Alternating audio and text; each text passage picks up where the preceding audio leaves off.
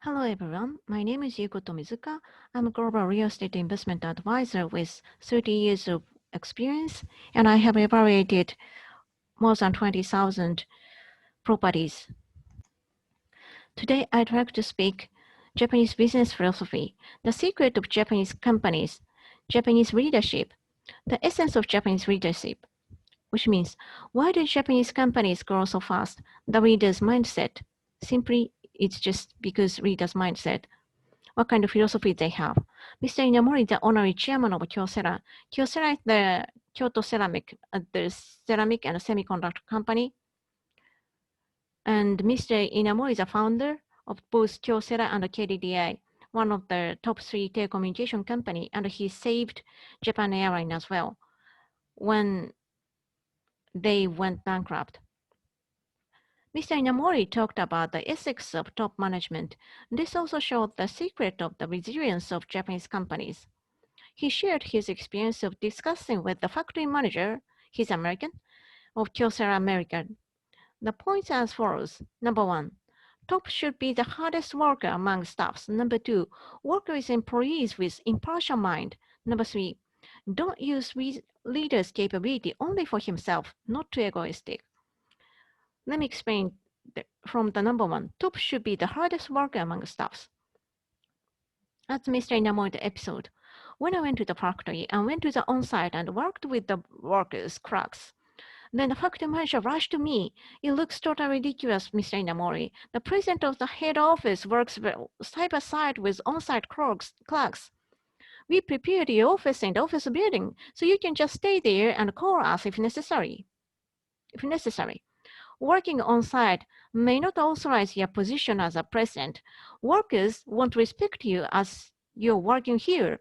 This is American culture, American style. Please understand. Mr. Inamori responded, I understand your point, but leave me alone, please. I'd like to develop a company where staff work hard and respect the president who works much harder than they do. About a year later, this factory had started making profit. The following is my comment. The United States was founded by people from Europe who have been maintaining social classes for a long time. While invading Native Americans, they brought a lot of Native Africans and used them as slaves. I think that the image of the ruling class and the controlled classes are recorded into their DNA as a status quo. I wonder how difficult it is for the coexistence and co-prosperity of different nations and cultures. Like the Kyocera case, the Japanese management model has been maintained overseas and accepted locally, which encouraged us to promote overseas operation as well. So point number 2, work with employees with impartial mind. Mr. Inamori continued, at noon, while having lunch at restaurant with the factory manager, I told him, all staff did their best to make profit, so I'm going to pay a bonus. I'm thinking of paying an average of 1 month's salary as a bonus per person. What do you think? I said. It's totally nonsense, said the factory manager. You say you pay your employees 1 month's extra bonus, but if you do, they won't be in the office for a couple of weeks. Upon getting the extra money, they will go somewhere with their family. Don't do that. If you want to show your gratitude, I am the one who made our business profitable, so I'm supposed to get paid, say 80% of the bonus you plan to pay to the employees. Stop. Shame on you. I don't want to pay you any penny, even 1 penny. I feel this factory manager believes that he's generously giving employees are great opportunities to work in the factory. He also believes it's all his skills to develop a company profit. That kind of person sometimes has a sort of mental blocks towards his social classes. No matter what rewards you get, you will never be satisfied or grateful.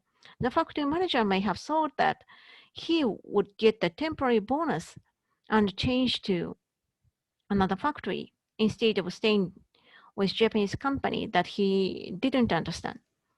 Number three, don't use leader's capability only for him. Mr. Inamori continued with that factory manager. I was very much upset. I'm so sorry. That's enough. You're a poor selfish guy. So even if you talk about work, you're always protecting yourself. Please don't get me wrong, Mr. Inamori. I'm always thinking about the well-being of the employees, their benefit. I'm thinking about the workers, clerks. Fair enough. Look at your dishes. Now I have been spending a lot of my resources to discuss important issues with you that I don't pay any attention to my meals, and then I put higher priority on discussing with you, improving your performance than completing my meals. But you have already finished almost all your dishes. This just simply tells me how selfish guy you are. I'm afraid that I don't trust you as a factory manager. You don't have to stay with us anymore. In the end, I asked him to leave our company. Even if you got an annual salary of 500 million or 1 billion yen, you cannot use it up. I cannot understand how come they are insisting to get non-consumable amount for the reward of their management skills. Mr. Inamori says that the abilities given to top management should not be misused for his own fortune. This is exactly the episode that shows this motto. If America is a country of freedom and philosophy where God's love is realized, Americans should understand what Mr. Inamori is saying. God gives each person ability, an equal ability.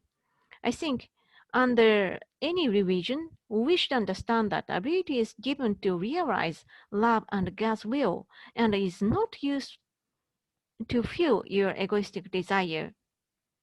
After World War II, Japan lost its religion in a sense. There might have been an intention of the winner countries taking Japanese mental identity.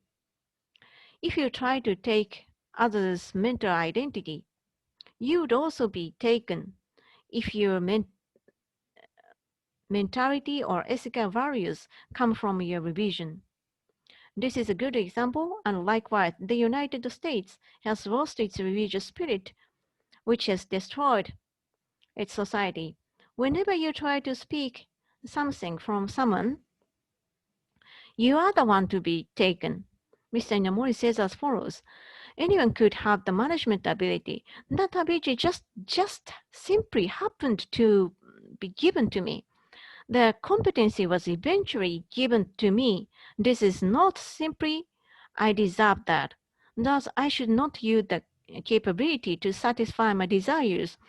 It must be used for the progress and development of humankind. Mr. Inamori has always been telling this to top leaders. Mr. Inamori has reiterated why leaders should remain humble. I totally agree with him. And now I got the little humbleness. If you like this episode and this channel, please click the channel and also this script. Thank you for your attention.